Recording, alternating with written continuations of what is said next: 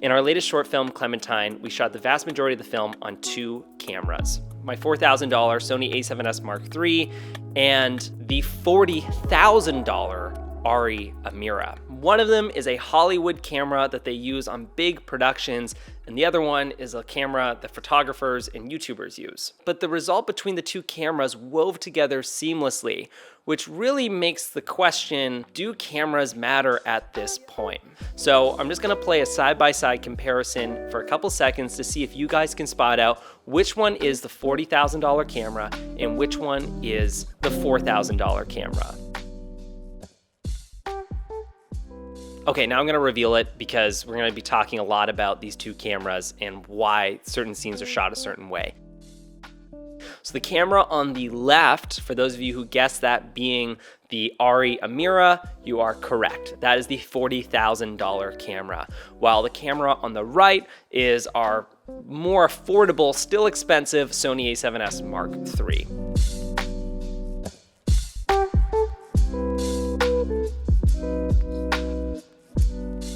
So yay, congratulations if you got it right. Go f yourself if you got it wrong. I'm just kidding, I love you both ways. But really, those who got the camera right, you're a far superior filmmaker.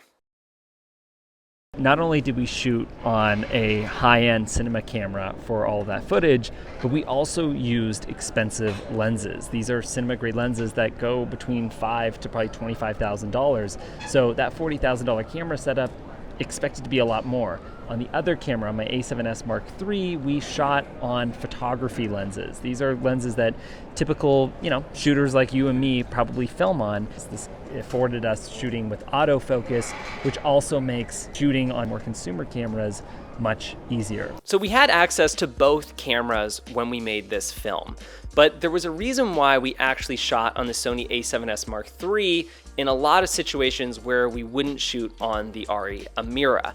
And in this video, I'm gonna dive into why smaller cameras might be better than the big expensive ones and how you can seamlessly integrate and use your lower end camera to get the max out of it. Let's just get across the cons of having a big expensive camera, because there are actually some that not a lot of people talk about. They're big, they're bulky. Whether it was setting the camera up on the Dana dolly, putting it up on a tripod, or even going into handheld, there was always 2 operators to maybe even 3 people helping with the camera.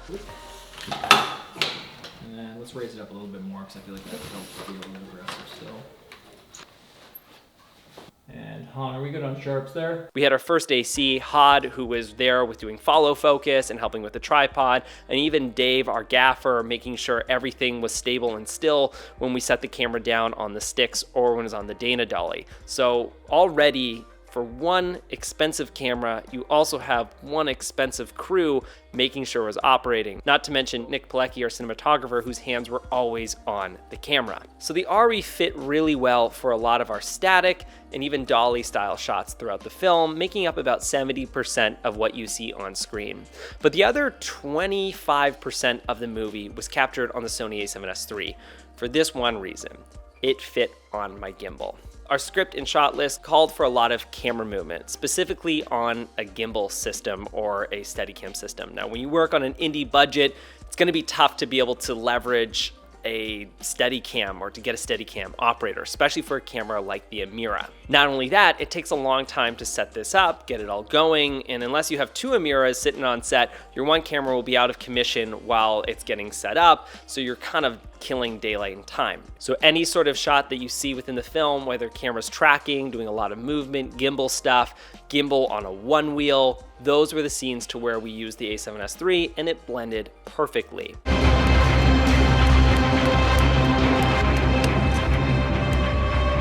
Secure the hole! Secure the hole!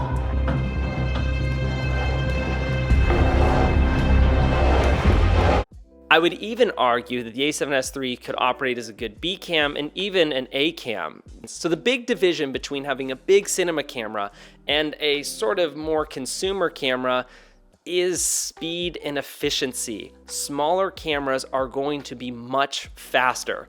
Now, you are sacrificing certain luxuries like quality and ease of use on a big set, but what you're gaining is speed, efficiency, and ease of use as an individual. Quick side note, as soon as you bring your tiny little like gimbal and Sony A7s on set, any professional is going to be like, how does that work?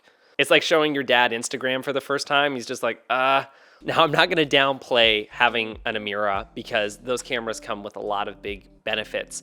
But when it came to our shoot, it was so helpful having one camera always on the gimbal to get those long tracking shots and the other one on sticks or the slider so that we could get all of our other cinematic shots. Now, with that aside, I want to talk about how to get the most out of your sort of cheaper camera. There was a couple of tricks that we used on set so that our Sony A7S III, our Sony A7 III, and the DJI Mavic Air 2 blended well with our cinema camera. There are sort of 4 things that work really well. One is composition and camera movement. Typically, if I was shooting on a lower end camera, I would make sure that there were certain camera movements that were so interesting that it made you detract and distance yourself away from the camera quality and focused more on the movement and or the action. So this camera was primarily used in heavy action scenes or just really beautifully composed shots that either were kind of blurred by some like steam or was a close-up or was like an extreme close-up, had a lot of camera movement, or even was like half underwater. Our underwater cinematography was done on a Sony A7 III with a underwater casing that had scratches all over the lens and was probably the worst camera setup on the shoot. It's probably the worst camera setup that I own, but it blended really well with the film because I added it to the style. Style can buy you camera quality a lot of the time. And those who lean into the style of a limitation end up accelerating more than those who fight against it. Second thing is to recognize what are the limitations of this sort of maybe more pulled back camera. So when you shoot on lower end cameras, typically they're not as, let's say, good in low light. Perhaps maybe they don't have as good dynamic range. So try not to throw them in the environments to where they're not going to accelerate. Rather, use them in areas that can accelerate them. Seen with a lot of camera movement, or it was a close-up. These are all environments that I knew my A7S III was going to accelerate. Story is king, and whenever I was talking to my cinematographer, Nick, about this, he always said, if it helps tell the story better, then why aren't we using it? The final thing I want to talk about that really blends 2 cameras together, probably the best, is obviously color grading. Now, it's not just throwing a quick LUT on things. You can tell what my LUT looks like on the footage. This was sort of when I was doing the rough edit, and this is our professionally color graded footage done by Alter Ego. This really showed me how much a good color grade can do to a film. Now, we're not going to dive fully into color grades. Let me know in the comments below if that's something you'd be interested in, pro color grade versus consumer color grade, and really what that does. But in a nutshell, it was able to blend our camera seamlessly, but more importantly, tell an entire story visually through the color of the film, working with the dream team from Alter Ego here in Toronto, Ontario. So I asked Nick, our cinematographer, if he could weigh in on gear, and here's what he said. I think it's important to know where all your tools shine and fall apart, but it's not like a specific camera that makes a project great. It's just the right tool for the right job. At the end of the day, it's all about the right tool for the right job, and these were the tools that help tell the better story. All right. Great.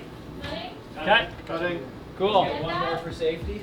So if you guys are interested in taking a look at our short film, Clementine, we have yet to release it, but there can be a little secret link for you guys down there if you're curious about checking out the film. It gives a little bit more insight on it. And let me know, what camera gear are you using and what do you want to use to really step it up? Write that down there. It'd be great to hear your thoughts and opinions. But as always, I'm your boy Zach. Absolutely love you. Have an amazing day and happy shooting. Make great stuff. Bye-bye.